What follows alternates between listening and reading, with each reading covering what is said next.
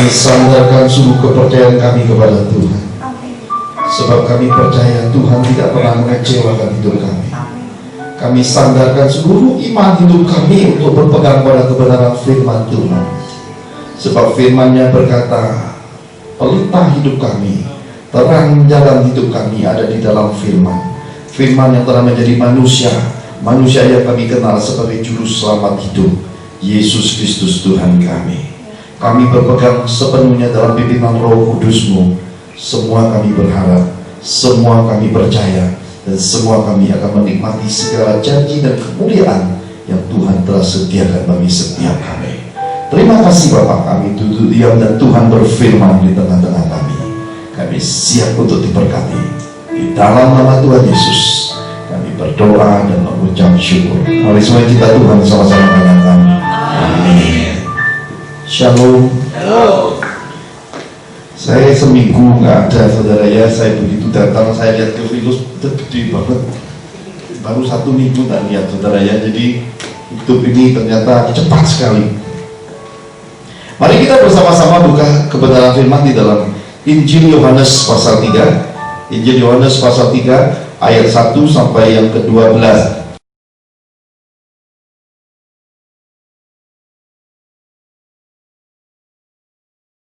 Kita belajar sesuatu yang menarik hari ini, sesuatu yang berkaitan dengan hidup, berkaitan dengan Tuhan Yesus, sesuatu yang kita pahami bukan suatu kebetulan, tetapi merupakan rangkaian dari rencana Tuhan yang besar.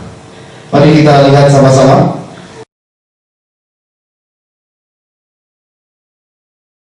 Berikutnya percakapan dengan Nikodemus, demikian firman Tuhan. Adalah seorang Farisi yang bernama Nikodemus, seorang pemimpin agama Yahudi. Ia datang pada waktu malam kepada Yesus dan berkata, ini menarik sekali, Rabi, kami tahu bahwa engkau datang sebagai guru yang diutus Allah, sebab tidak ada seorang pun yang dapat mengadakan tanda-tanda yang kau adakan itu jika Allah tidak menyertainya. 2 ayat ini mewakili kisah ini lebih dulu. Satu tokoh merupakan pemimpin agama Yahudi. Secara organisasi, Nikodemus ini lebih tinggi dibanding Tuhan Yesus. Dia sudah diakui sebagai pemimpin agama Yahudi. Ada titel, mungkin gelarnya doktor, ya. Secara kekristenan mungkin Nikodemus ini sekarang kita pahami adalah doktor teologi. Diakui di organisasi, diakui di bangsa Yahudi, tapi kita tahu di dalam kisah ini seorang dokter besar ini datang pada Yesus. Yang saya boleh kabarkan kepada saudara, Yesus tidak sekolah teologi. Yesus itu tidak punya gelar. Yesus itu tidak diakui orang Yahudi, apalagi orang-orang yang disebut Farisi. Ini kan kisah yang sebenarnya sangat menarik sekali. Kenapa saya berkata sangat menarik? Karena sebenarnya secara apapun tidak pada tempatnya. Seorang doktor, guru besar datang kepada seorang yang dianggap nabi saat itu. Datang dan lihat pernyataannya menarik. Rabi, kami tahu bahwa engkau datang sebagai guru yang diutus Allah, sebab tidak ada seorang pun yang dapat mengadakan tanda-tanda yang kau adakan itu jika Allah tidak menyertainya. Ini ada kerendahan hati. Dia memanggil Yesus dengan istilah guru, master. Menempatkan dirinya sebagai dokter itu lebih rendah dibandingkan Yesus. Saya rasa hal seperti ini rasanya udah langka, saudara ya. Ini hanya ada pada zaman Yesus, sekarang ini langka. Mana ada gelar doktor hari ini mau ngakui orang yang tidak sekolah, yang nggak punya titel, yang kita tahu pada saat itu nggak punya sinagog. Yesus tuh nggak punya gereja. Yesus tuh gerejanya, gereja penginjilan keliling, jumlah jemaatnya cuma 12 saat itu yang setia mengikutinya.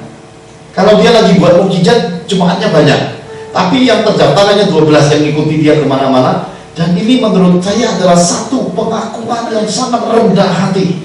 Nah saudara, di dalam bahasa Yunani ya, Nikodemus ini diterjemahkan dengan kata penakluk. Saya bermegah atas cerita ini karena ternyata apa? Banyak orang di dalam hidup ini ingin sukses, ingin kaya raya, ingin bahagia, ingin menaklukkan dunia. Tapi sedikit orang di dunia ini yang bisa menaklukkan diri sendiri. Nikodemus ini adalah satu tokoh besar yang bisa menaklukkan dirinya sendiri. Penaklukan dirinya itu langsung kepada Yesus dengan menyebut Yesus adalah master, guru, dan dia menempatkan seluruh gelarnya lebih rendah dibanding Yesus. Ini hebat. Saya berkata ini luar biasa. Dan di terjemahan yang lain, kata Nikodemus ini diartikan dengan kemenangan. Saudara, banyak kali kita menganggap diri kita menang dalam hidup. Terkadang tidak sedikit di dalam keadaan orang-orang percaya berselisih, masing-masing mengeluarkan pembenaran diri, mengeluarkan kata-kata negatif, mengumpulkan banyak orang untuk menghibur, memberitahu bahwa aku benar loh, aku yang layak menang, aku di balik perkara ini yang berkemenangan. Nikodemus tidak buat itu, saudara. Kisah ini mengatakan bahwa pada waktu malam, ketika orang lain sudah habis makan, istirahat, mau tidur, mau ngasuh, dia bayar harga datang pada Yesus karena dia tahu kemenangan di tengah-tengah pujian banyak orang itu kosong. Kemenangan yang terpenting adalah diri sendiri di hadapan Tuhan. Ini pesan yang menarik menurut saya. Kenapa menarik? Karena bagaimanapun di dalam hidup ini, saudara, tidak ada gunanya dipuji banyak orang, tapi kita pada diri sendiri merasa kalah. Karena itu di dalam kekristenan, jangan mudah melihat segala sesuatu menurut sampul, ya. Jangan mudah melihat segala sesuatu menurut bingkisan bungkus luarnya, saudara. Ada banyak orang berdiri di mimbar Tuhan ini mengkowar-kowarkan kemenangan, sebenarnya dirinya sendiri pun kalah. Oleh karena itu, sekali lagi di dalam hidup ini, kemenangan yang sesungguhnya adalah ketika kita pribadi datang kepada Yesus dengan kerendahan hati, dengan penaklukkan diri dan berkata, yang ada padaku semuanya tidak berharga, yang berharga itu hanya Tuhan. Itu kemenangan sesungguhnya, saudara. Saya percaya hal seperti ini kita mesti pahami secara mendalam, karena nanti kita akan masuki lebih jauh lagi, menemukan rencana Tuhan di balik penaklukan, di balik kemenangan, di balik jalan-jalan Tuhan, di balik segala hal yang ada dalam hidup ini. Kadang kita juga ribut, kita berkata gini, masa Tuhan setika itu ya? Masa Tuhan bikin anak-anaknya menderita? Kita sering dengar ungkapan begitu. Ada juga sebagian berkata, memang dia nggak tanya Tuhan dulu ya, kok sampai habis-habisan ya? Kurang hikmat ya? Kita dengar banyak hal dalam hidup. Bahkan Ayub yang habis-habisan pun sama temannya debat kusir. Kalau saudara baca kitab Ayub, saudara akan menemukan nanti kata-kata teman-temannya itu kata-kata rohani, saudara. Semuanya saleh dan semuanya tidak ada titik komanya yang salah. Tapi di hadapan Tuhan sekali lagi, yang benar, yang berkemenangan, Tuhan yang menentukan, bukan kita. Jadi manusia itu cuma dapat merancangkan, manusia itu dapat mengerjakan semua hal di baliknya. Yang namanya kemenangan, keberhasilan itu adanya di tangan Tuhan, saudara. Kita baca di kitab Ayub, kita menemukan pada akhirnya Ayub diharuskan Tuhan untuk berdoa kepada sahabat-sahabatnya, dan sahabat-sahabatnya disuruh Tuhan ganti rugi pada Ayub. Saudara baca nanti, saudara akan menemukan sesudah Ayub berdoalah Tuhan memulihkan keadaan Ayub. Jadi ukuran segala sesuatu itu hati. Kita tidak boleh benci, kita tidak boleh terluka, meskipun hal itu bisa mendera kita. Tapi kita mesti belajar menaklukkan diri. Hidup ini, saudara, teramat berharga untuk membiarkan perasaan-perasaan menguasai kita. Hidup ini, saudara, tidak selesai hari ini, tidak berakhir hari ini. Hidup ini masih ada waktu jauh ke depan. Selama Tuhan belum datang, sebelum kita tutup usia, masih ada kesempatan. Kalau masih ada kesempatan, berarti masih ada perjuangan. Kalau masih ada semangat, masih ada usaha, berarti masih akan ada perubahan dalam hidup. Saya rasa Ayub cukup mewakili semuanya, saudara ya. Kita lihat di akhir hidup Ayub, kita menemukan Ayub diganti rugi lipat kali ganda dengan kekayaan yang lebih. Bahkan anak-anaknya Ayub itu dikatakan tercantik, tertampan pada masanya. Tapi saya bertanya satu hal waktu itu ketika saya baca kitab Ayub sama Tuhan. Apa hati Ayub ketika memandang ke belakang? Ayub juga manusia, punya hati. Bagaimana bisnisnya habis yang dulu itu? Apa tidak kerekam di hatinya? Bagaimana ternak-ternaknya dibantai dengan badai itu? Apakah tidak kerekam ke hatinya? Dan bagaimanakah anak-anaknya terdahulu mati itu? Apa tidak kerekam? Saudara, banyak orang tidak menemukan sampai titik itu, tapi saya melihat menemukannya. Ternyata di hidup ini kita mesti belajar berkata, let it go. Yang lalu sudah berlalu. Apapun isinya, itu adalah mesbah masa lalu kita yang membuat kita hari ini semakin memperbaiki hidup. Tidak ada manusia yang sempurna, hanya Tuhan yang sempurna. Kita hanya berusaha mencapai, seperti yang Yesus nasihatkan, hendaklah kamu sempurna seperti Bapamu di sorga adalah sempurna. Berarti hanya sebuah usaha jerih payah. Titik kesempurnaan itu hanya Tuhan yang bisa mewujudkannya lewat rohnya. Karena itu saudara, saya melihat setelah sekian lama kehidupan ini, kalau kita berpegang teguh sama Tuhan, akan ada remedial namanya. Apa namanya saudara? Remedial. Ulangan susulan, ulangan memperbaiki hidup. Saudara boleh percaya boleh tidak? Saya baru menemukan ini dari kota Semarang, saudara ya. Jadi gini, kalau lalu hidup kita ada kegagalannya, karena kita berpegang teguh sama Tuhan, nanti pada satu masa kegagalan itu ditaruh di depan kita lagi, kita ngulang lagi untuk lulusin kegagalan itu. Bedanya di mana? Dulu kita kalah, kita gagal, karena banyak sekali kalau kita telaah, kita teliti, kita renungkan, banyak sekali sebenarnya kesalahan pada diri kita. Tapi ketika kita berpegang teguh pada Tuhan, di era yang baru ini disebut yang second chance, kesempatan kedua ini, kita lebih hati-hati. Kita lebih bisa lagi benar-benar mempersiapkan diri untuk lolos, untuk berkemenangan, untuk bisa menaklukkan apa yang sebenarnya dulu kita sudah pernah terhilang dalam hidup saudara. Saya kemarin mengalami ini saudara. Saya diundang di sebuah gereja yang usia gerejanya 35 tahun saudara. Dan dalam kisah sejarah gereja itu, waktu mau dibangun itu masih tanah dan itu masih rawa-rawa. Jadi gereja itu lebih tua usianya dari perumahan di situ.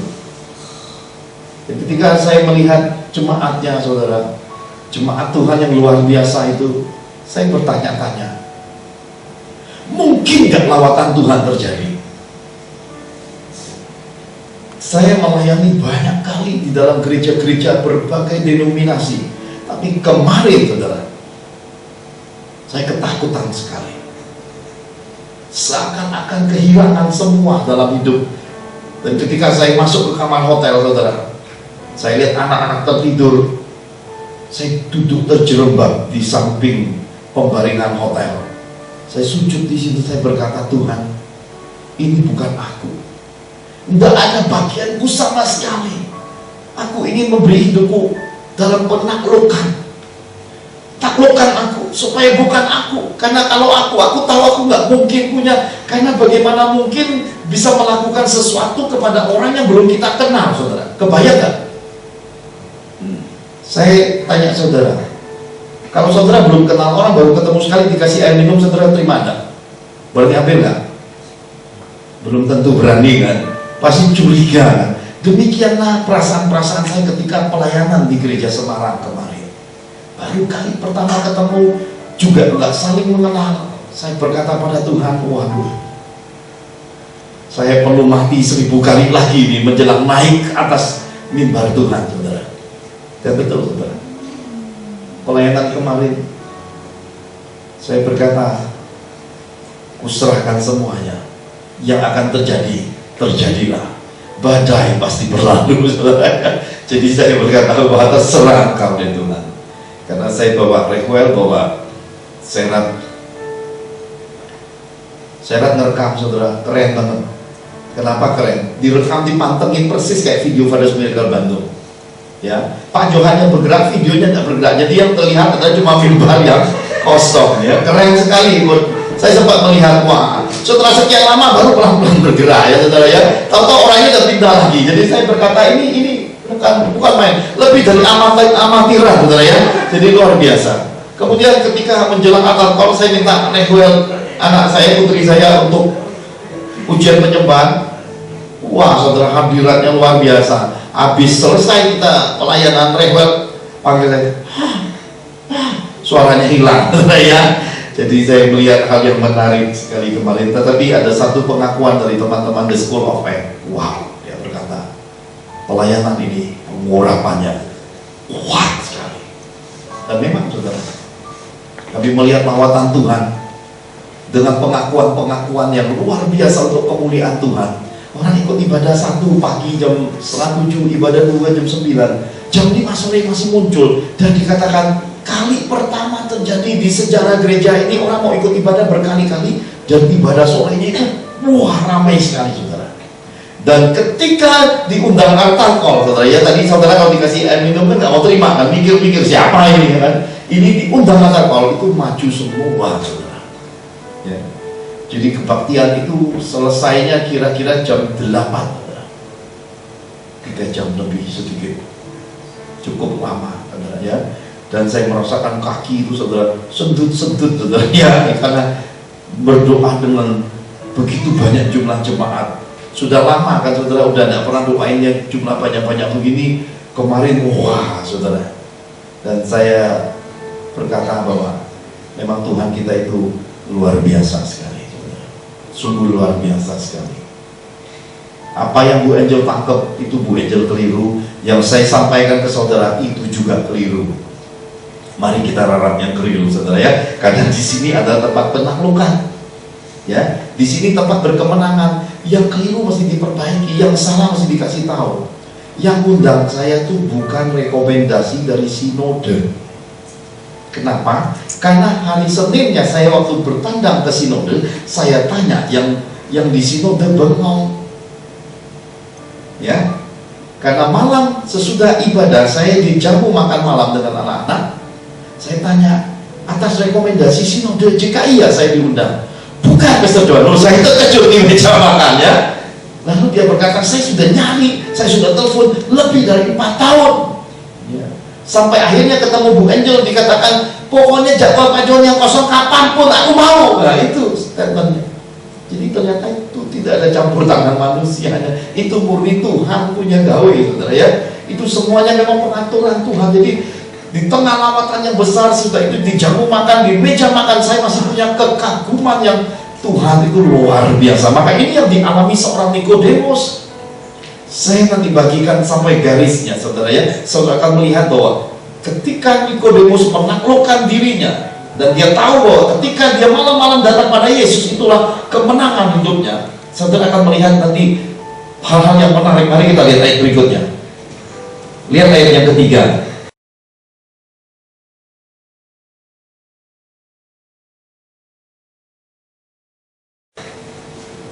Yesus menjawab, katanya, aku berkata kepadamu, sesungguhnya jika seorang tidak dilahirkan kembali, ia tidak dapat melihat kerajaan Allah. Kata Nikodemus kepadanya, baca sama-sama, bagaimanakah mungkin seorang dilahirkan kalau ia sudah tua? Dapatkah ia masuk kembali ke dalam rahim ibunya dan dilahirkan lagi? Jawab Yesus, aku berkata kepadamu, sesungguhnya jika seorang tidak dilahirkan dari air dan roh, ia tidak dapat masuk ke dalam kerajaan Allah. Apa yang dilahirkan dari daging adalah daging, dan apa yang dilahirkan dari roh adalah roh. Janganlah engkau heran, karena aku berkata kepadamu, kamu harus dilahirkan kembali. Angin bertiup kemana ia mau dan engkau mendengar bunyinya, tetapi engkau tidak tahu dari mana ia datang atau kemana ia pergi. Demikianlah halnya dengan tiap-tiap orang yang lahir dari roh. Nikodemus menjawab, katanya sama-sama, Bagaimanakah mungkin hal itu terjadi? Nah, itu Yesus kita, saudara. Ketika saudara sudah dengan rendah hati datang, ketika saudara sudah menanggalkan diri, ketika saudara sudah mencapai satu hal yang baru dan menemukan Tuhan, Tuhan bawa masuk lagi di dalam tingkatan yang lebih dalam. Tingkatan yang lebih dalam ini, nabi-nabi melihatnya bukan setumit, bukan semata kaki, bukan selutut, terus sampai tenggelam keseluruhannya. Ini bicara tentang bagaimanakah mencapai hikmat, pengertian, pengenalan yang benar akan Tuhan. Itu secara menyeluruh, melampaui semua perhitungan manusia. Saudara, kalau saudara coba pahami Yesus, ada satu pelajaran menarik ketika dia memanggil murid-murid. Mungkin kita selama ini baca, kita asal baca, ketika murid-murid sedang menjalan, saudara ya, Yesus ada di sana. Lalu Yesus berkata, marilah ikut aku jadikan kamu penjala manusia. Kan kitab suci nggak jelasin detail perasaan murid-murid, nggak pernah menceritakan bagaimanakah ekspresi muka Yesus. Tiba-tiba murid itu meninggalkan semua pekerjaannya ikut Yesus. Semudah itu tidak, saudara? Saya rasa kitab suci tidak menggambarkan detail, saudara. Maka disitulah kita mesti belajar menangkap pikiran perasaan Tuhan, belajar menempatkan diri kita kalau waktu itu kita yang jadi murid-murid. Semudah itu dah. Karena di generasi akhir zaman ini, orang yang sudah terima kebaikan Tuhan, sudah mengecap mukjizat sekalipun, masih semudah itu untuk pergi tinggalkan Tuhan. Gimana orang yang pada saat itu belum tahu loh siapa itu Yesus, tiba-tiba mari ikut aku. Saya rasa hal ini mesti ditelaah lebih jauh, saudara. Saya tidak ingin masuk ke dalam perasaan-perasaan murid-murid karena ribuan tahun, saudara ya, sulit nyelemnya, nggak sampai-sampai. Saya ingin mengajak saudara melihat, bagaimana melihat waktu yang lalu-lalu kita tutup, kita masukkan pada waktu segala sesuatu sudah berbuah. Karena buah itu mencerminkan pohon, buah itu mencerminkan semua kehidupan yang lalu itu. Ukuran segala sesuatu adalah buah. Siapa yang bilang murid-murid tidak terkejut? Siapa di antara kita yang baca kitab suci tidak terkejut? Yesus yang bangkitkan orang mati, Yesus yang menyembuhkan orang buta, yang membuat orang lumpuh berjalan, yang menyampaikan tahun rahmat Tuhan, yang mengusir setan-setan, tiba-tiba ditangkap di Taman Getsemani. Siapa tidak terkejut? Murid-murid terkejut saat itu.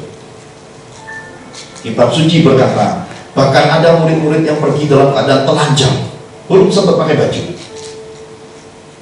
semuanya bubar. Terkejut, saudara. Dan yang lebih terkejut lagi adalah tiba-tiba Yesus disalibkan. Terkejut ya? Bisa bangkitin orang mati, berjalan di atas air, membuat air jadi anggur, yang melipat gandakan 5 roti 2 ikan. Tiba-tiba disalibkan. Terkejut tak? Bagaimana hati murid-murid sambil memandang Yesus disalibkan? Mereka akan berkata begini, wah, kok bisa? Ya, itu yang sering terjadi sampai akhir zaman ini. Kok bisa? Seperti halnya mungkin bapak ibu saudara terkasih semua bilang, kok Pak Johan sampai jual bagong putih ya? Kok bisa? Ya, kurang lebih kayak gitulah ya. Kekagetan, keterkejutan, hitungannya nggak sampai dengan jumlah akhirnya. Saudara baca enggak? Di dalam kitab suci dikatakan ada suara-suara yang berkata, tidak sanggupkah dia menyelamatkan dirinya sendiri? Padahal dia sanggup ya menghidupkan orang mati, mengadakan berbagai mukjizat. Kalau kita masuk ke dunia Tuhan lebih dalam, saudara, ada masa-masanya di mana kitab suci berkata kita seperti domba keluh yang dibawa ke pembantaian. Oleh karena Tuhan, aku didera setiap hari. Oleh karena Tuhan, Roh mau mengintip hidupku setiap waktu. Ada masanya di dalam mengikuti Tuhan. Kita melebur. Aku di dalam kamu, kamu di dalam aku, dan kita adalah satu. Seperti Bapa menghargai dan menghormati aku, demikian anak kepadamu, dan Bapa otomatis juga hormat dan sayang kepadamu. Yesus mengajarkan suatu keadaan yang disebut transformasi di dalam harmoni penyatuan. Karena itu hal gak mungkin ketika dia bicara kepada Nikodemus, karena Nikodemus masih memakai baju lamanya, baju teologinya, baju doktornya. Dia berkata gak mungkin bisa. Maka Nikodemus tadi berkata, bagaimana mungkin? Jadi Yesus memberitakan perkara surgawi, perkara roh. Dia menangkapnya dengan pikiran-pikiran daging. Dan ketemu, saudara. Yang terjadi adalah tulalit. Karena itu di dalam mengikuti Tuhan, tidak boleh bersandar dengan pikiran sendiri. Pengertian-pengertian kita ini kita harus hati-hati. Karena seringkali ketika kita pertahankan, kita perdebatkan, kita jadi keras kepala. Dan kemudian kita diberi satu ujian pencobaan, kita baru menang sedikit sama orang. Berikutnya kita jadi generasi keras kepala. Semua orang kita lawan dengan pemahaman, pengertian, seakan-akan kita lebih tahu tentang Tuhan.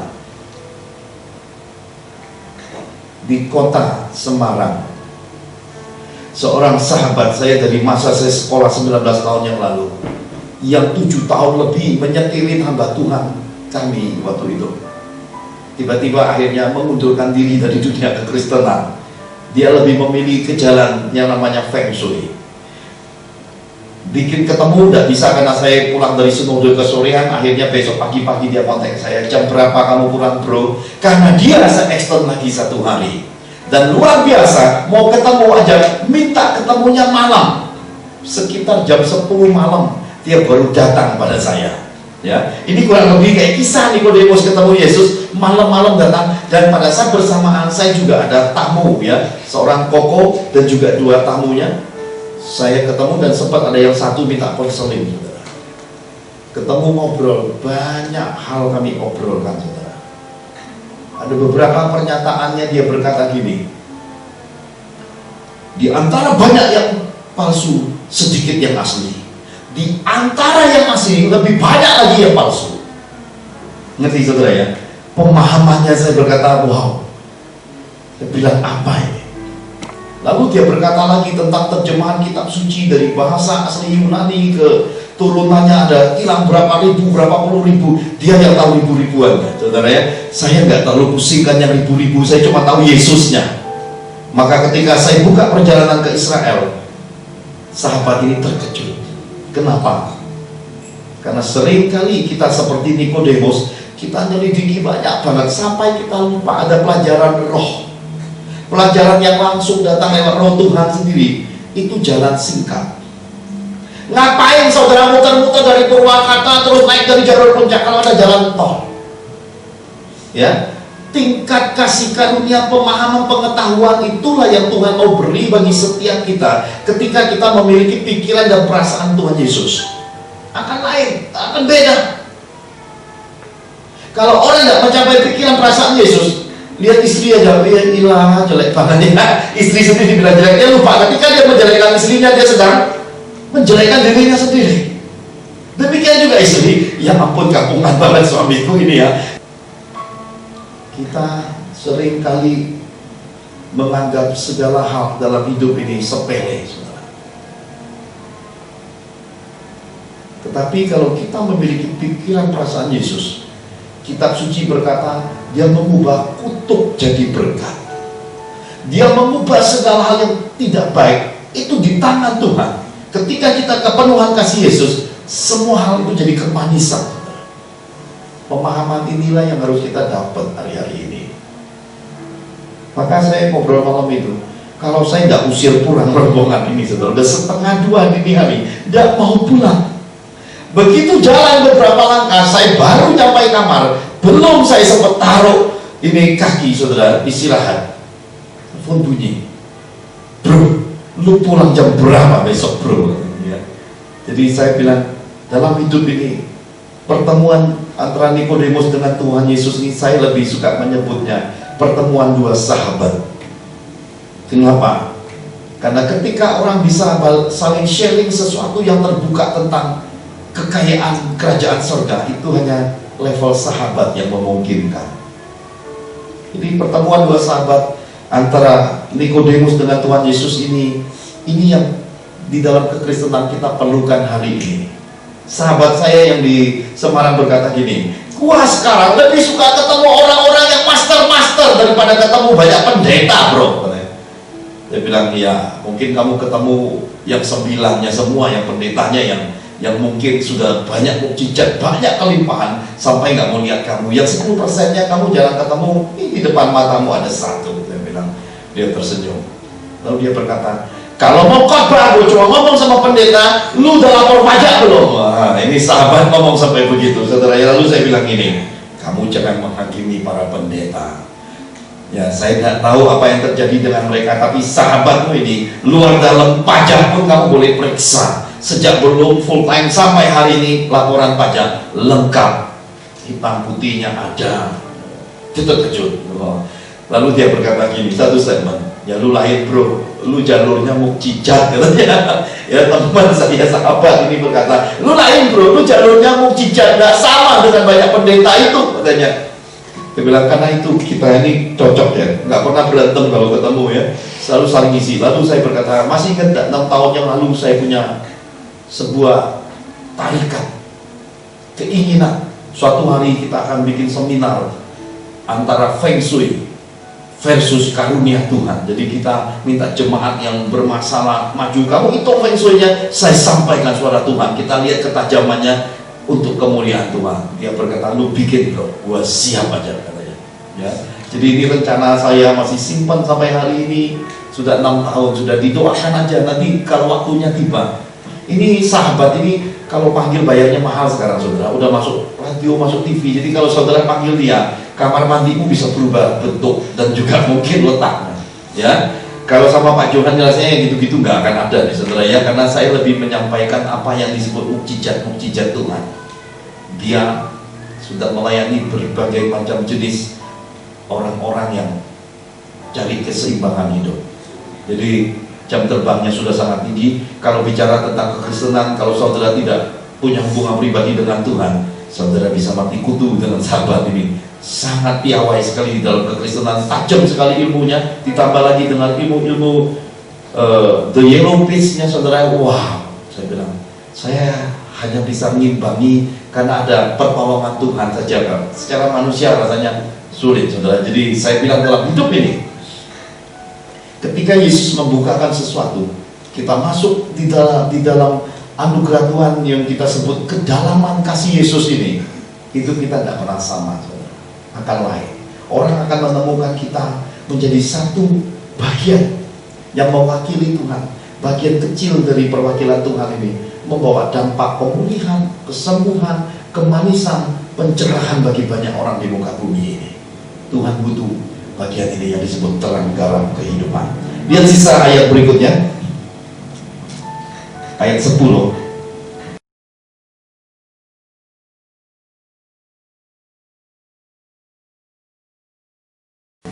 Jawab Yesus, lihat jawaban Tuhan Yesus pada Nikodemus ketika Nikodemus berkata, bagaimana mungkin hal itu terjadi? Jawab Yesus, engkau adalah pengajar Israel dan engkau tidak mengerti hal-hal itu. Aku berkata kepadamu, sesungguhnya kami berkata-kata tentang apa yang kami ketahui dan kami bersaksi tentang apa yang kami lihat, tetapi kamu tidak menerima kesaksian kami. Kamu tidak percaya waktu aku berkata-kata dengan kamu tentang hal-hal duniawi. Bagaimana kamu akan percaya kalau aku berkata-kata dengan kamu tentang hal-hal surgawi? Tuhan Yesus itu adalah Tuhan yang hikmatnya luar biasa, saudara. Kenapa? Ketika Nikodemus bertanya, dia menyampaikan uraian jawabannya dikembalikan jadi pertanyaan. Apel ketemunya apel, jeruk ketemunya jeruk. Tuhan ingin kita mencapai satu titik penemuan pada diri kita. Yang kita tanya itu ada di dalam diri kita jawabannya, saudara. Seringkali kita keliling-keliling cari jawaban. Kita seringkali sampai nyalain orang-orang sekitar kita. Bahkan kadang-kadang di dalam urusan keluarga kita nyalain istri. Kamu sih, kamu, karena kamu. Ya sementara pihak istri nyalain suami. Kamu gak becus, kamu gak tahu jawab. Ya, kita terus aja cari alasan. Padahal semua jawaban adanya pada diri kita sendiri. Tuhan inginkan hal seperti itu, saudara. Ketika kita duduk tenang di padang gurun, mengizinkan Tuhan berbicara, kita menemukan diri kita. Kita menemukan simpul dari semua kekusutan hidup itu, baru bisa kita uraikan, saudara. Tapi dalam kekristenan ini, ada banyak sekali perbedaan-perbedaan dan makin meruncing di sana sini. Sangat runcing sekali. Maka saya berkata, mari kembali ke kitab suci aja semuanya. Jangan kemana-mana, saudara. Jangan berhaluan. Jangan berdoktrinasi. Jangan menempatkan tembok-tembok. Jangan mengkultuskan. Jangan menempatkan diri menjadi bagian dari denominasi yang teramat suci. Kembali ke kitab suci aja. Karena Nikodemus pada akhirnya menemukan yang dia datangi sebagai sahabat, keterbukaan dalam kerendahan hatinya, suatu hari disalibkan. Nikodemus juga melihat ketika Yesus disalibkan. Saudara akan menemukan di catatan Injil, Nikodemus dengan Yusuf dari Arimatea pada akhirnya kerjasama untuk mengafani tubuh lahiriah Yesus. Jadi penghargaan Nikodemus itu, saudara, kepada Tuhan Yesus itu bukan sebatas datang bertanya jawab, tapi bertindak sampai akhir hidup. Saya percaya hari ini kata-kata tidak cukup di dalam mengikuti Tuhan. Saya sudah melihat begitu banyak orang bernasar, orang berkomitmen bahkan di altar Tuhan, tidak setia melakukan.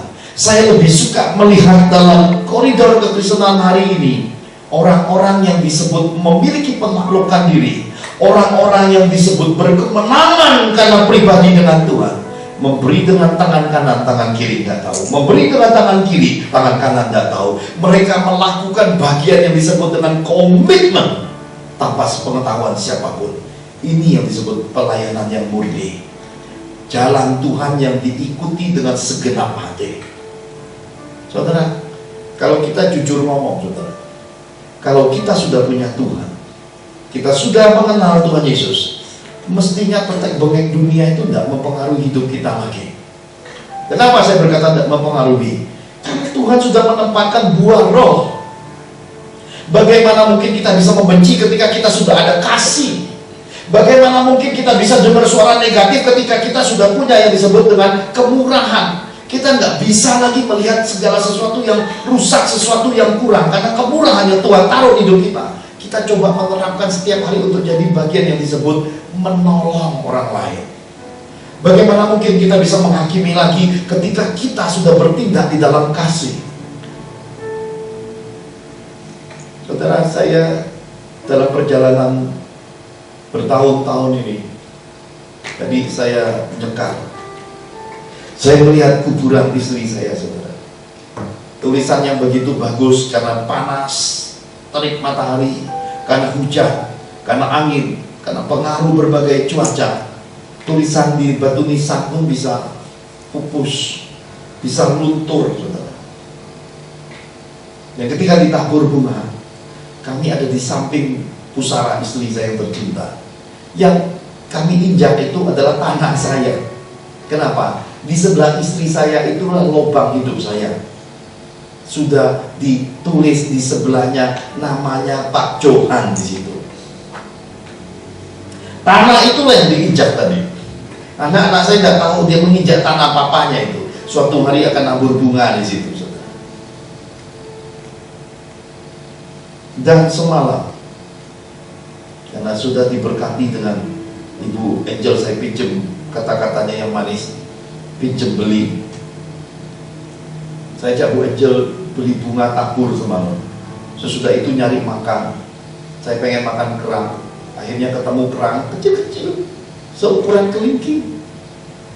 Karena saya bilang sama Bu Angel, kalau kita makan di area Kalimati nggak dapat parkir, berarti kita makan yang lain. Kita cari kue tiaw goreng aja. Tiba-tiba sama Tuhan dibelokin, bukan di tempat yang kami mau, dibelokin di tempat yang masih jauh sekali. Akhirnya lega. Saya juga bilang tumben ada parkir, ternyata salah tempat. Mau jalan sama Bu Angel dengan semangat 45, baru jalan kira-kira 50 meter. Jauh banget. Baru melangkah 51 meter, hujan turun, biur balik arah lagi. Memang dalam hidup kadang-kadang percaya nggak percaya ada pengaturan Tuhan. Akhirnya kami makan di tempat kami parkir. Nah kalau nggak makan begitu mah nggak mungkin lagi. Pasti makannya ketemu kue teo. Makan sama Bu Angel. Saya makan cucunya kerang kecil. Saudara pernah lihat kerang darah yang ukuran kelingking? Setengah mati nyoknya, saudara. Tapi karena kepengen makan, udah berminggu-minggu saya mau makan kerang darah ini, saudara. Bu Angel menghabiskan udang sepiring. Dia berkata gini, tumben Pak ya, di sini jualnya banyak ya, udangnya kok banyak satu porsi. Dia lupa cuma makan berdua dan makan udang itu seorang diri. Bukan banyak, porsinya nggak kebagi siapa. Dia sampai pulang masih nyebut, heran ya itu udang banyak banget ya Pak. Karena saya nggak nyentuh udang, saya kepengen makan kerang. Bu Angel makan udang dengan lahapnya seorang diri. Dia berkata, banyak ya Pak. Saya menghiburnya. Di sana sedikit karena ukuran besar-besar, di sini kecil, banyak. Jadi ya saya menghibur. Padahal kalau kepengen dibilangin adalah yang kamu makan seorang diri soalnya. Biasanya ada Michi, ada William ya, ada Remuel. Sekarang cuma diri sendiri, makannya jadi banyak. Apalagi kalau ada Dianus Lina, wah nggak kebagian. Selesai makan, saya ingat anak-anak juga belum makan malam. Lalu saya bilang, kita bungkusin kue tiaw goreng. Saudara, Bu Angel, ya boleh Pak. Ya kita berhenti. Begitu deket saudara, kue tiaw gorengnya tutup. Aduh. Kadang-kadang dalam hidup saudara ya, gak sesuai rencana kita, tutup. Tumben-tumben juga dia tutup. Lalu saya dengar suara ngomong gini, beli mie tek-tek aja. Oh kebetulan. Jadi saya ingat dulu saya adalah pendatang ke kota Jakarta, ada di wilayah itu. Tak jauh dari itu tinggal saja Bu Angel makan mie tek-tek. Yang ini nggak ada parkir, yang ini kan ketemu yang ujung-ujung parkir di depan rumah orang, seakan yang punya rumah parkir aja belok miringin mobil ya saudara. Bu Angel tunggu di dalam, saya keluar belanja. Mie tek-tek yang antri saudara, bukan main. Ada yang lagi makan, ada yang antri. Saya tanya, masih antrian keberapa Mas? 3 Pak. Oke saya tunggu, saya pesan. Tiba-tiba saya lihat ya, anaknya yang lagi bungkus-bungkus mie tek-tek itu, bapaknya yang goreng. Saya tanya ketika anaknya cuci mangkok, cuci piring, saudara, terkadang kita ini ya, kalau tidak pernah melihat, kayak Tuhan bilang, apa yang kami lihat itu yang kami saksikan. Maka pengajaran yang saya sampaikan oleh khotbah-khotbah hidup saya itu adalah sesuatu yang Tuhan ajar pribadi di hidup saya, bukan rekayasa teori. Gak ada buku teksnya di dalam hidup saya, saudara. Dia cuci piring, cuci mangkok itu cuma 2 ember airnya. Ini kalau orang-orang di Fathers Miracle atau orang-orang Kristen, kalau cuci belum air segalon besar itu rasa bersih. Sedangkan mereka cuci, cus ya. Saya bilang, wah praktis banget ya. Cuci piring itu cus. 2 ember itu aja airnya nggak bergeming, saudara. Saya tanya, Bapak dagang tahun 93 dari di sini. Karena saya lihat bapaknya ketika goreng, rasanya saya kenal. Bapaknya begitu dengar saya nanya gitu, ngelepasin kuali datang. Aku ini dari tahun 78 ini Mas. Jadi sudah dagang mie tek-tek itu dari tahun 78. Dan di tahun 93 mie tek-tek yang saya makan duduk di tempat bapak ini harganya 1.300. Sekarang harganya 14.000. Kalau bapaknya masih kuat ya. Ya gini deh Mas. Sekarang lebih tentrem ya Pak. Ya dulu soalnya kalau lagi mau jalan sedikit itu Metro Mini suka lewat ngebut di situ karena pangkalannya nggak jauh dari situ. Saya bawa pulang saudara, bawa 4 bungkus. Tadinya berharap Lici dapat sebungkus, Revel sebungkus, Serat sebungkus. Sampai kamar Serat bilang saya 2 aja Pak. Ya. Jadi saya nggak kebagian. Bu Angel yang mau ditapali itu nggak kebagian. Apalagi saudara, ceritanya cukup deh saudara ya. Saya nggak kebagian sama sekali saudara. Dan itu memang hidup saudara. Dan ketika saya tunggu si bapaknya lagi masak, saya lihat pemandangan. Disinilah dulu saya berada. Ketika saya merantau pertama kali di ibu kota, saya melihat hampir nggak ada yang berubah, cuma ada beberapa bangunan aja yang baru. Jadi hidup ini saudara, Tuhan mengembalikan kita pada satu titik. Kalau saudara pahami kitab suci, Kita akan ada di situ terus, saudara. Dan kita sadar tidak sadar mau kemanapun, mau diberkati kayak apapun, mau dipakai di promosi kayak apapun, kembali ke kitab suci. Karena di situlah kita memulai perantauan perjalanan menuju surga itu. Ya. Dan ada beberapa anak muda saya sapa, mereka kaget. Dan ketika saya ngobrol tentang tahun-tahun sebelumnya, mereka terpesona. Karena dulu zaman kami sangat rawan. Sekarang bukan rawan, banyak perawan. Ya, anak gadis bercicilan di mana-mana. Zaman kami dulu nggak ada, yang banyak tuh preman. Zaman saya dulu, saudara. Jadi saya boleh berkata dalam hidup ini, saudara. Mari kita belajar menggali segala sesuatunya. Saya kadang-kadang sama anak-anak saya juga udah istilah bahasa programnya itu bohwat. Bohwat itu bocai sama haleluya, wat gitu. Bohwat namanya ya. Bocah itu artinya sudah sampai kehabisan uang lah, udah nggak ada duit lagi. Haleluya itu terpujilah Tuhan. Wat tuh sampai ngelus dada. Ya, kurang lebih gitulah kalau kita sama anak-anak kita generasi akhir ini. Bohwat. Jadi bagi yang pengen punya anak mesti ingat generasi bohwat akhir zaman ini. Kalau belajar hidup papanya sendiri mestinya. Anak-anak ini akan menemukan jalan-jalan orang besar. Kalau dibelah hidup papanya ini, kalau tidak ada Yesus, tidak ada hari ini. Kalau papanya dulu itu datang dalam keadaan cuma punya sendal jepit, hari ini bisa tidur di pembaringan, berani melepas bagong putihnya. Ini pasti bukan orang sembarang di hadapan Tuhan. Kenapa? Sudah mencapai titik yang disebut harmoninya, penyatuan dengan Tuhan, meleburnya dengan Tuhan. Nikodemus tidak takut apa-apa ketika menurunkan mayat Yesus, mengapaninya. Peduli amat penilaian dokter-dokter, teologi, semua agama, Farisi, Taurat. Dia tidak peduli. Dia tahu, aku sudah memiliki seorang sahabat, melebur bersama dia. Maka pemberian Nikodemus kepada Yesus itu dicatat Injil. Kenapa? Karena itu bentuk sebuah kasih dalam tindakan. Karena itulah saudara, mari kita hari ini memahami kekristenan jangan terjebak pada banyaknya kata-kata, banyaknya omongan janji, karena banyaknya hal-hal yang datang dari berbagai bangsa, dari berbagai klinik-klinik. Jadi kita sampai akhirnya bingung mau cari apa sih di dalam hidup. Sering kali ada banyak di dalam kekristenan ini, orang di depan matanya mukjizat, nggak menghargai. Di depannya ada nabi, dia kejar-kejar yang bukan nabi. Di depannya sendiri berkat yang datang dari Tuhan, jelas Tuhannya, jelas tanda-tandanya, mana dia kemana-mana. Hidup itu seperti itu, saudara. Akhirnya saya cuma bisa sampaikan kepada sidang jemaat pada Senin dan semua yang cinta Tuhan, selagi hidup nikmati hidup, selagi hidup muliakan Tuhan, selagi hidup hargai hidup. 3 hal ini yang saya bisa pesankan. Kenapa? Karena kita terkadang belum tentu dapat kesempatan kedua. Karena kesempatan kedua hanya datang ketika orang benar-benar bisa sungguh-sungguh mau dekat sama Tuhan dan bisa pegang jubahnya. Saudara tahu imam-imam yang mau dekat sama Tuhan di dalam perjanjian lama, di ujung jubah imam itu ditaruh kelencengan.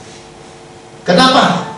Jubah imam ditaruh kelencengan. Yang mungkin saudara sering dengar di bunyi-bunyi yang Natal itu, kenapa? Karena kalau lonceng kelencengannya masih bunyi, imamnya masih hidup. Kalau sampai tidak ada bunyi, berarti imam itu mati.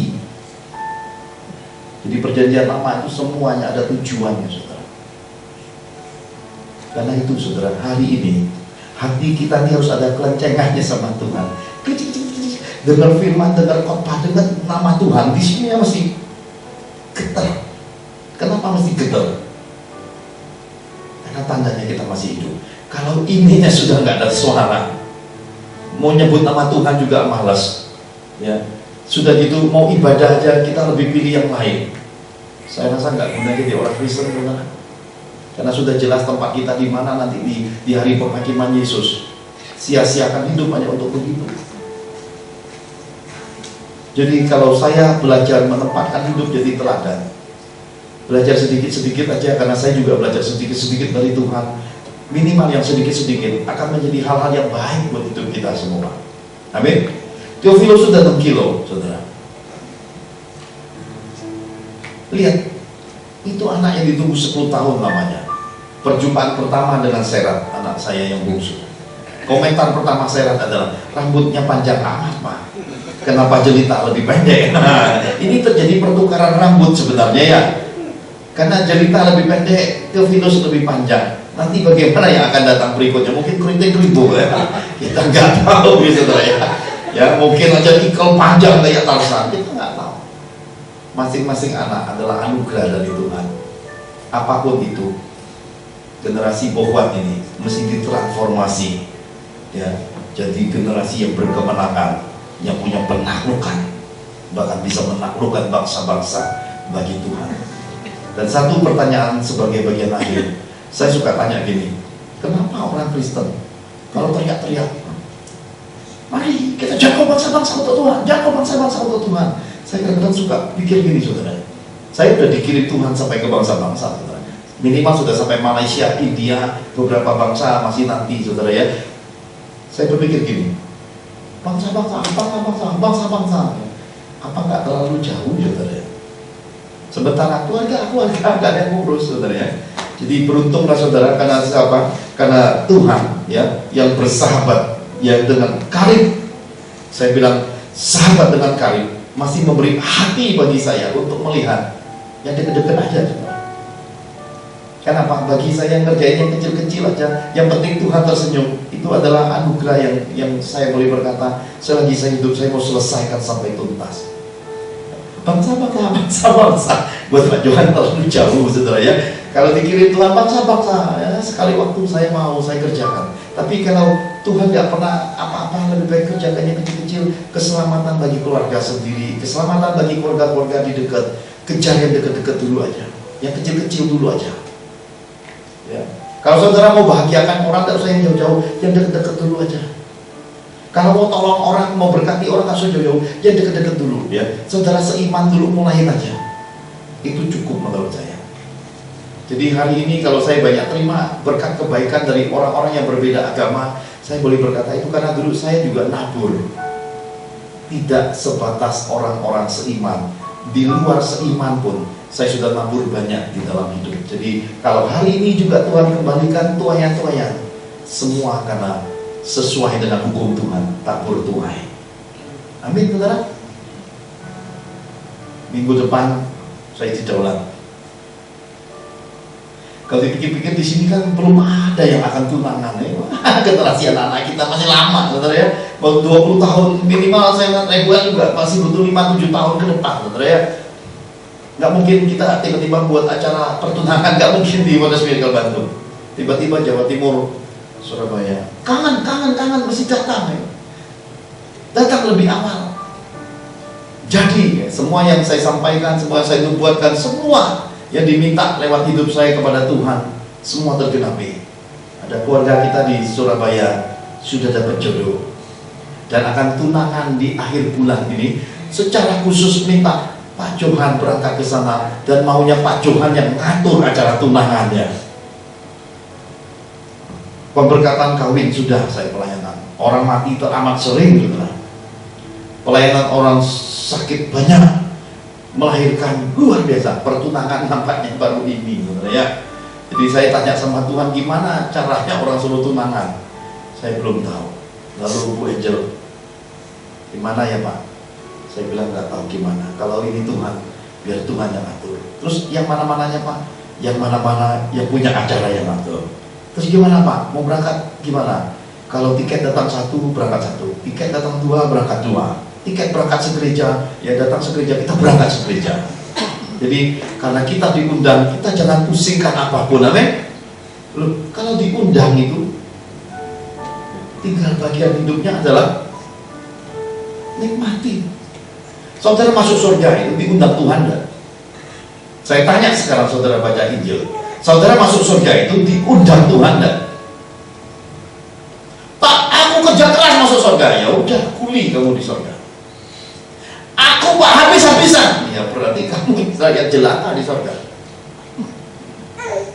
Ini kita tanya, Theo sudah bilang, benar om, itu benar om, kok dapat persis. Yang gak peduli, mana mungkin bisa masuk surga. Yang cuek sama Tuhan, lebih lagi, mana mungkin dapatnya surga. Meskipun banyak surga hidup. Surga yang mana yang saudara masuk? Kalau saya yakin dengan penuh kehormatan dari Tuhan. Saya yakin rombongan Father's Miracle penuh kehormatan, diundang Tuhan. Amin. Dari mana tahu diundang Tuhan? Aku datang kepada Bapa, meminta kepada kamu. Ini undangan kan? Sudah kehormatan dari Tuhan Yesus untuk kita masuk surga. Karena itulah, karena kita sudah diundang, kita mesti siapkan baju pesta. Kenapa kita berbuat baik? Kenapa kita berbuat kasih? Karena perbuatan baik, perbuatan kasih itulah yang membuat baju pesta kita. Perbuatan-perbuatan yang memuliakan Tuhan itulah yang membuat kita dilayakkan. Karena Tuhan gak mau ada jelata di dalam undangan kerajaan, saudara. Sekarang kita bisa lihat di tengah-tengah kita bayi-bayi mulai berdatangan. Saya rasa sudah waktunya segera kita juga masuk di penginjilan Jawa Barat. 2 minggu mulai hari ini semua pilar mesti bergerak sama-sama. Saya siapin media, kita mulai nabur benih penginjilan lagi. Mari kita bergelora lagi. Amin. Tapi Pak, saya sebentar lagi juga akan istirahat cuti Pak. Ya gak apa-apa saudara. Cuti tetap bisa menjalankan pelayanan penginjilan. Siapin diri baik-baik. Saya masih punya mimpi besar, dan hari ini saya berani melepaskan sesudah Bagong Putih. Saya mau lepaskan rumah di Jakarta. Gak usah kaget, saudara. Pak Johan dulu datang cuma sebatang kara di Jakarta. Untuk Yesus gak apa-apa. Saya sudah bilang anak-anak saya, Papa nggak warisin apa-apa ke kalian kecuali warisan Yesusnya. Kalau ada Yesusnya, semua hal ditambahkan di hidup. Kalau diberi duit habis nanti. Kalau diberi Yesusnya, Yesus yang punya semua kekayaan dunia, bangsa-bangsa, semesta alam sampai sorga, semua dia punya. Kalau sudah dapat Yesusnya, semua yang kalian mimpikan, cita-citakan dapat. Gak usah pusing. Jadi saya cuma beri anak-anak saya Yesus, wasiat dari Papa. Di luar Yesus, nanti Tuhan Yesus yang ngatur. Jadi bagian kita, apa yang ada pada kita, kita akan persembahkan untuk memuliakan Tuhan. Jadi saya sedang memasarkan rumah di Jakarta. Tolong didukung doa. Bagaimana dukung doa Pak Johan? Bilang sama Tuhan, kalau Pak Johan jual rumah Tuhan, dia jualnya 7, lakunya 10 Tuhan. Nah itu dukungan doa. Amin. Amin.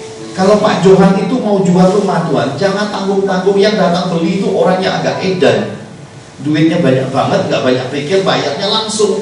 Jadi kayak gitu aja yang saya butuh. Karena semua berkat itu saya mau pakai lagi untuk penginjilan. Saya nggak mau berhenti menyelesaikan pekerjaan Tuhan, karena saya tahu waktu kedatangan Tuhan semakin dekat. Dari mana tahu semakin dekat?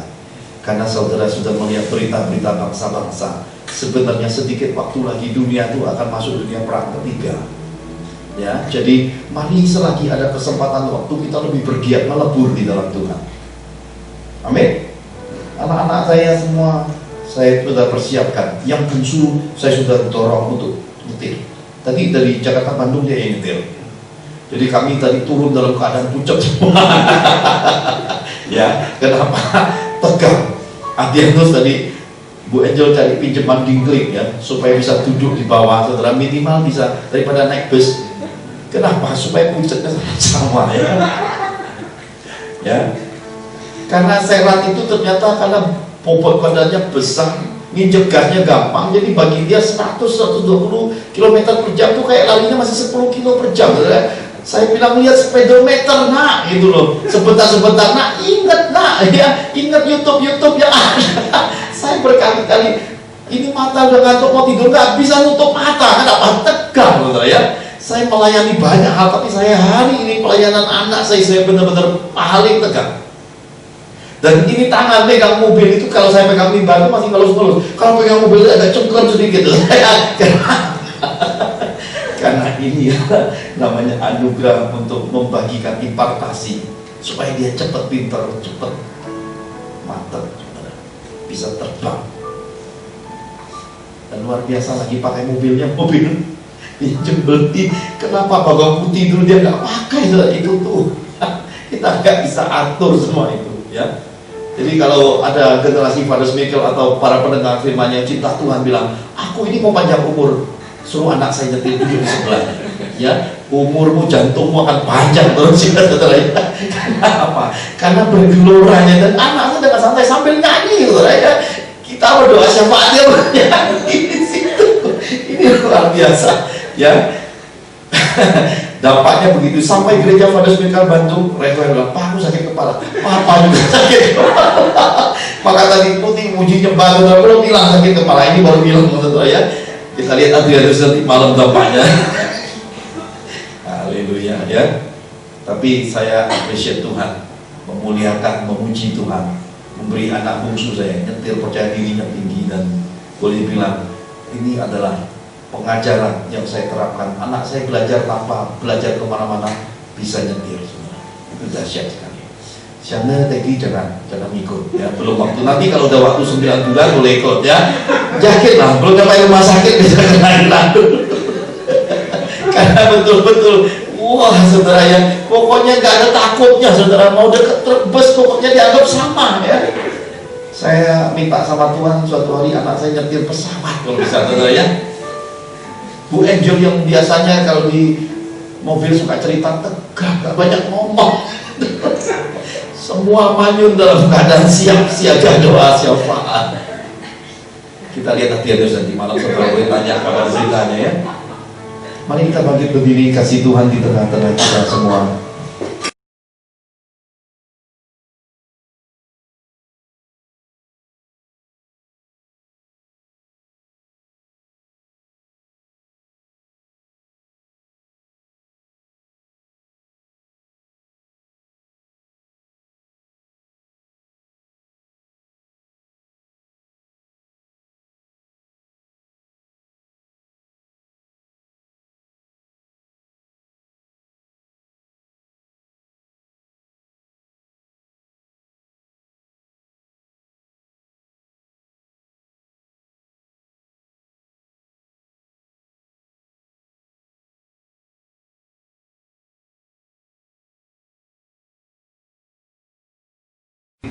Saudara yang dikasihi oleh Tuhan, biarlah firman selalu menjadi pelita dan terang bagi hidup kita. Tuhan memberkati engkau dan melindungi engkau. Tuhan menyinari engkau dengan wajahnya dan memberi engkau kasih karunia. Tuhan menghadapkan wajahnya kepadamu dan memberi engkau damai sejahtera. Terimalah berkat dari Bapa, Tuhan Yesus, dan dari Roh Kudus dalam nama Tuhan Yesus. Amin.